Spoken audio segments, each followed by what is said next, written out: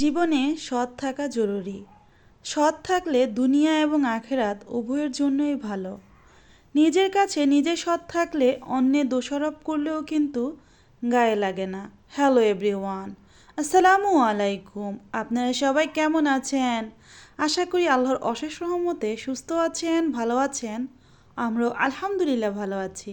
যেই প্রিয় প্রিয় আপু ও ভাইয়ারা দেশ এবং দেশের বাইরে থেকে আমার ভিডিওটা দেখতে শুরু করেছেন, প্লিজ একটা লাইক দিয়ে পুরোটা ভিডিও কন্টিনিউ করবেন। আর যারা আমার চ্যানেলে আজকে এবং এই প্রথম নতুন ভিজিট করেছেন, প্লিজ সাবস্ক্রাইব করে আমার চ্যানেলের পাশেই থেকে যাবেন। আপনারা আমার পাশে থাকবেন, আমিও আপনাদের পাশে থাকব ইনশাআল্লাহ। সকাল সকাল আজকে ব্লগটা শুরু করছি। গতকাল সন্ধ্যায় পিঠা বানিয়েছিলাম, সাজের পিঠা। সাজের পিঠা এভাবে ভিজিয়ে খেতে মুদাসসিরের বাবা অনেক পছন্দ করে। এবার শীতে এই প্রথম ভেজানো পিঠা বানিয়ে নিয়েছি। তো ভিজানো পিঠা বলেন আর দুধের শিরায় সাজের পিঠা ভিজানো বলেন, যেটাই বলেন। তো এবার এই প্রথম কিন্তু আমি শীতের পিঠা বানিয়েছি।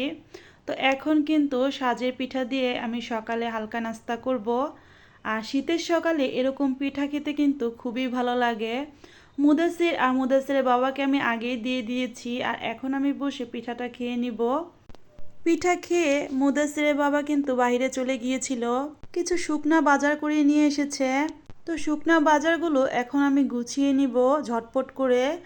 এদিকে দুপুরে রান্নারও কিন্তু সময় হয়ে আসছে। কি কি এনেছে তাই এখন আপনাদের সাথে শেয়ার করছি। এই তো কিছু ফল এনেছে, এখানে সবুজ আপেল। মুদাসির সবুজ আপেল খুব পছন্দ করে। আর এখানে আঙ্গুর ফল এনেছে, মুদাসির আঙ্গুর ফল খেতে চেয়েছিল।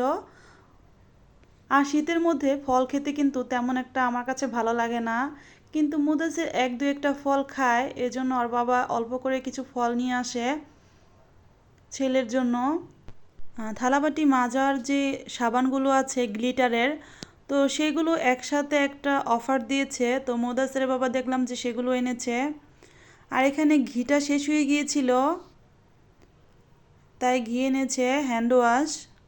আর এখানে মুদাসিরের জন্য একটা পটাটা নিয়ে এসেছে, ছোট ছোট বিস্কিট। তো মাঝে মাঝে মুদাসির ছোট বিস্কিটগুলো খায়। আর একটা চকলেট জুস এনেছে। আর এখানে রিমোটের জন্য ব্যাটারি নিয়ে এসেছে। আর এখানে পাস্তা এনেছে। আর এই তো ময়দা এনেছে। আর এখানে চা পাতা, টোস্ট বিস্কিট, আর হচ্ছে নুডলস। তো সদাইপাতিগুলো এখন আমি গুছিয়ে নিব। আমরা একবারে অনেক বাজার করি না, যখন যেগুলো শেষ হয়ে যায় তখন কিন্তু সেই বাজারগুলোই করি। আর এখন আমি শুকনা বাজারগুলো গুছিয়ে রেখে দিয়ে রান্নাঘরে চলে যাব। আমি আজকে আপনাদের সাথে সবজি দিয়ে মাছের ঝোল রান্নার রেসিপিটা শেয়ার করছি। আশা করি আমার পুরোটা ভিডিও আপনাদের খুব ভালো লাগবে। আর রান্নাবান্না করে ছেলেকে নিয়ে আমরা কিন্তু আজকে একটু ঘুরতেও যাব। তো পুরোটা ভিডিও দেখার জন্য আপনারা কিন্তু আমার সাথেই থাকবেন। আশা করি পুরোটা ব্লগ আপনাদের খুব ভালো লাগবে। আর এই তো এখানে আমি কিন্তু কিছুক্ষণ পেঁয়াজ ভেজে নিয়েছি, এর মধ্যে আদা রসুনের পেস্ট দিয়ে কিছুক্ষণ নেড়ে হলুদের গুঁড়া, মরিচের গুঁড়া, পরিমাণ মতো লবণ আর সামান্য পানি দিয়ে এখন মশলাটা আমি কিছুক্ষণ কষিয়ে নিব। সবজি দিয়ে মাছের ঝোল কিন্তু খেতে খুবই ভালো লাগে। আর এই শীতকালে কিন্তু নানা ধরনের সবজি পাওয়া যায়।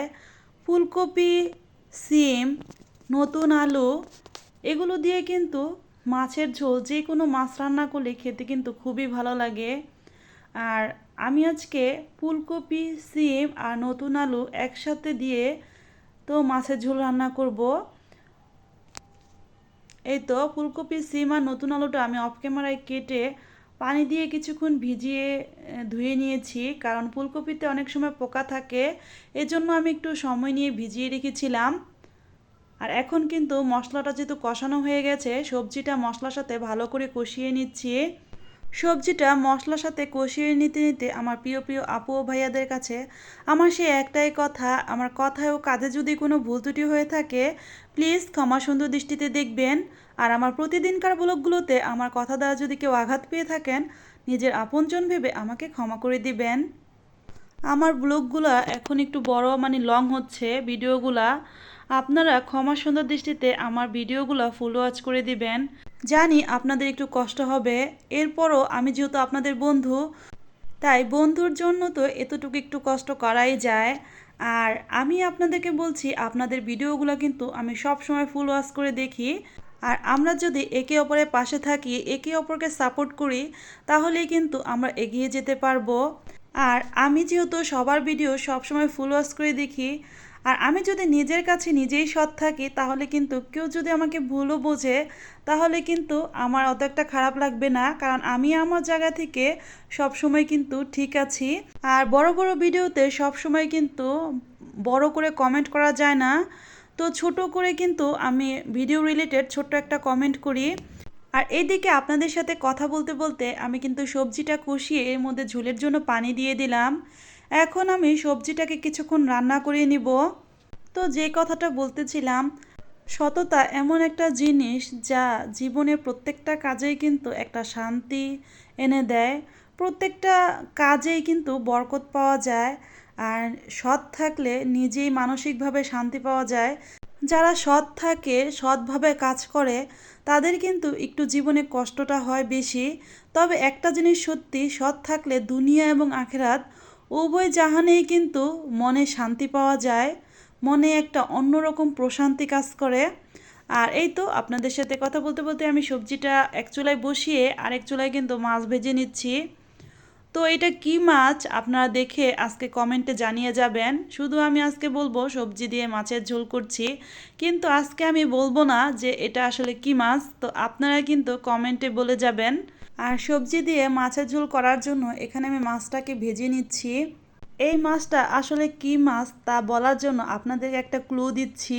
সেটা হচ্ছে, এটা যেই মাছ সেই মাছটা একটু ভালো করে ভেজে নিলে এই মাছটায় গন্ধ লাগে না, আর খেতে বেশ সুস্বাদু হয়। আর এই মাছটা অনেকেই পছন্দ করে না, আবার অনেকেই কিন্তু খুবই পছন্দ করে খায়। বিশেষ করে বাচ্চারা এই মাছটা বেশি পছন্দ করে, আর বাচ্চাদেরও কিন্তু এই মাছটা খাওয়াতে বেশ সুবিধা হয়। তো যাই হোক, অনেক টাকা ক্লু দিয়ে দিয়েছি আপনাদের, দেখি কে বলতে পারেন। আর এই তো এখানে মাছটা আমি ভেজে নিচ্ছি। তো খাওয়া দাওয়া করে আজকে একটু বের হব। তো আজকে এক কাজ করতে যেয়ে আমরা দুইটা কাজ করব। সেইটা আসলে কি কাজ সেটা দেখার জন্য কিন্তু আপনাদের পুরোটা ভিডিও দেখতে হবে, তাহলেই বুঝতে পারবেন আমরা আসলে এক কাজ করতে গিয়ে কয়টা কাজ করি। আর আমরা বলতে আমরা সবাই যাব, মুদাসসিরের বাবা, আমি আর মুদাসসির, তবে সাথে আরেকজনও থাকবে, সেটা আপনাদেরকে ওইখানে যাওয়ার পর বলবো। আর এই তো, যেহেতু সবজি দিয়ে মাছের ঝোলের এখানে 70% হয়ে গেছে সবজিটা সিদ্ধ, তাই মাছটা দিয়ে দিলাম। বাকিটা সিদ্ধ, মাছটাও হয়ে যাবে আর সবজিটাও হয়ে যাবে। এইভাবে দিলে কিন্তু সবজিটা অনেক গলে যায় না, আর মাছটাও কিন্তু ভেঙে যাবে না। একদম পারফেক্টভাবে সবজি দিয়ে মাছের ঝোল রান্না হয়ে যাবে। আর এভাবে দুপুরে কিন্তু গরম ভাতের সাথে এরকম সবজি দিয়ে মাছের ঝোল হলে ভাত খেতে কিন্তু আর কিছুই লাগে না। অনায়াসেই কিন্তু এক প্লেট ভাত খেয়ে নেওয়া যায়। এখন কিন্তু কিছুক্ষণ আমি মাছটা দিয়ে রান্না করে নিব। ঢাকনা দিয়ে ঢেকে দিলাম। কিছুক্ষণ রান্না করে নেওয়ার পর এই তো দেখেন আমার মাছের ঝোল রান্নার ফাইনাল লুক। মাছের ঝোল রান্নাটা আপনাদের কাছে কেমন লাগলো কমেন্টে জানাতে কিন্তু ভুলবেন না, প্রিয় প্রিয় আপু ও ভাইয়ারা। আর দুপুরে অফ ক্যামেরায় আমরা মাছের ঝোল দিয়ে গরম ভাত খেয়ে এরপর কিন্তু বের হয়েছি। দুপুর বলতে এখন প্রায় 3:30, 3টা 3:30 বাজে। তো একটা সিএনজি নিয়ে এখন আমরা কোথায় যাচ্ছি আপনারা একটু পরেই দেখতে পাবেন, আর কেন এসেছি সেটাও বলবো। আর আমরা কিন্তু পৌঁছিয়ে গেছি, এখানে অনেক সরিষা ফুলের ক্ষেত। তো জায়গায় জায়গায় ক্ষেতে কিন্তু নানান ধরনের সবজি বুনেছে।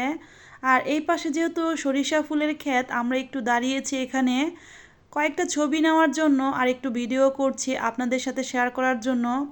আমার কাছে এই জায়গাটা কি পরিমাণ যে ভালো লেগেছে আপনাদের বলে বোঝাতে পারছি না। অসাধারণ অসাধারণ সুন্দর এই জায়গাটা, খুবই ভালো লেগেছে আমার। আসলে প্রকৃতির কাছাকাছি না আসলে বোঝাই যায় না প্রকৃতি এত সুন্দর। মহান আল্লাহ তাআলা আমাদের অসংখ্য নিয়ামত দান করেছেন। তার মধ্যে একটি হচ্ছে এই প্রকৃতি। এই প্রকৃতির রং রূপ সৌন্দর্য জাস্ট এর বর্ণনা বলে শেষ করা যাচ্ছে না। এত সুন্দর লাগছে আমার কাছে, এত সুন্দর ফুল।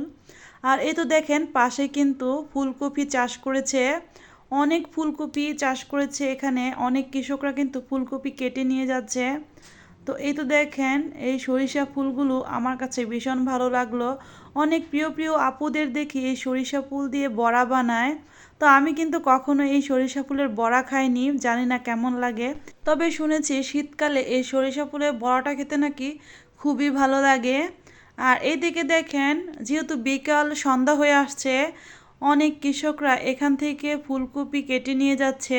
শহরাঞ্চলে আমরা বাজার থেকে একটা ফুলকপি কিনে নিয়ে সহজেই রান্না করে নিই, কিন্তু একটা ফুলকপি রোপণ করে এর চাষবাস করতে যে কত কষ্ট শুধু কিন্তু কৃষকই জানে। একজন কৃষকের অক্লান্ত পরিশ্রমের ফলেই কিন্তু এই ফসলগুলো ফলে, আর এর কাছাকাছি আসলেই কিন্তু আমরা সেটা দেখতে পাই। তো এখানে কেন এসেছি এখন সেটা বলছি। তো মুদাসসিরের বাবা এখানে তার কাজের জন্য এসেছে। প্রথম উদ্দেশ্যই ছিল এখানে সরিষা ফুলের ক্ষেতে একটু ঘুরতে আসা। আর যেহেতু ঘুরতে এসেছি, হ্রদ দেখা আর কলা বেচা একসাথেই হলো। তো আমরা একটু ঘোরাফেরা করলাম, আর ওইদিকে মুদাসসিরের বাবা একটু কাজ হলো। তো মুদাসসির বাবা পাশে কয়েকটা ফ্যাক্টরি আছে, সেখান থেকে মাল দেখবে, আর মাল দেখে তো সেগুলো যদি তার প্রয়োজন হয় নেবে, আর যদি প্রয়োজন না হয় তাহলে আর নেবে না। এরপর ফ্যাক্টরিগুলোতে মুদাসসিরের চাচা যে আমাদের ব্যবসায় কাজ করে, মানে আমাদের যে দোকান সেখানে থাকে, তো মুদাসসিরের কাকা কিন্তু সেই ফ্যাক্টরিগুলোর থেকে মাল দেখেছিল। আর আমি মুদাসসির আর মুদাসসিরের বাবা আমরা কিন্তু এখানে ঘুরে ঘুরে দেখছিলাম। ওই তো এখানে একটা ট্রাক এসেছে, মানে ওই ট্রাক করে ফুলকপি নিয়ে যাচ্ছে। কয়েকটা কৃষক হাত বদল করে এই ফুলকপিগুলো কেটে একজনের কাছ থেকে আরেকজন, আরেকজনের কাছ থেকে আরেকজন এভাবে নিয়ে ট্রাকে উঠাচ্ছে। আর সেই ফুলকপি কিন্তু আমরা শহরে বসে বসে খাই। আর শহর থেকে এই জায়গাটা খুব বেশি একটা দূর না। আপনারা তো দেখতেই পেলেন দুপুরে রান্না বান্না করে খাওয়া দাওয়া করে এরপর কিন্তু আমরা এসেছি। তো মুদাসির কিন্তু ভীষণ খুশি, অনেক দৌড়াদৌড়ি করছে, এখান থেকে ওখানে, ওখান থেকে এখানে, সেখানে সে যাচ্ছে।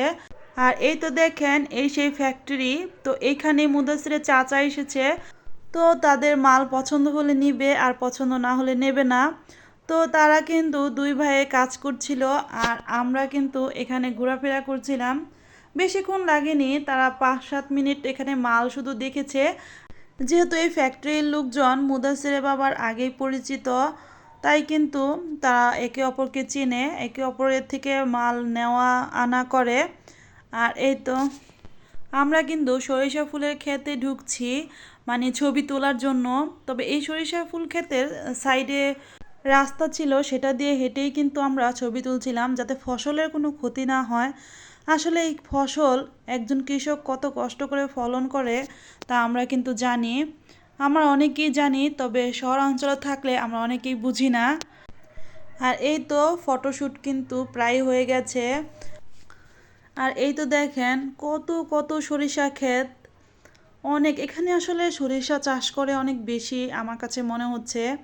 তবে বিভিন্ন ধরনের সবজিও আছে, ফুলকপি, লাউ, টমেটো, কাঁচামরিচ, আর হচ্ছে কুমড়ো, এই ধরনের সবজি গাছও আছে দেখলাম। আপনাদের সাথে কথা বলতে বলতে আমি ভিডিও শেষ প্রান্তে চলে এসেছি। সবাই ভালো থাকবেন, সুস্থ থাকবেন, 5 ওয়াক্ত নামাজ আদায় করবেন, আমাদের জন্য দোয়া করবেন, আমরাও আপনাদের জন্য দোয়া করব।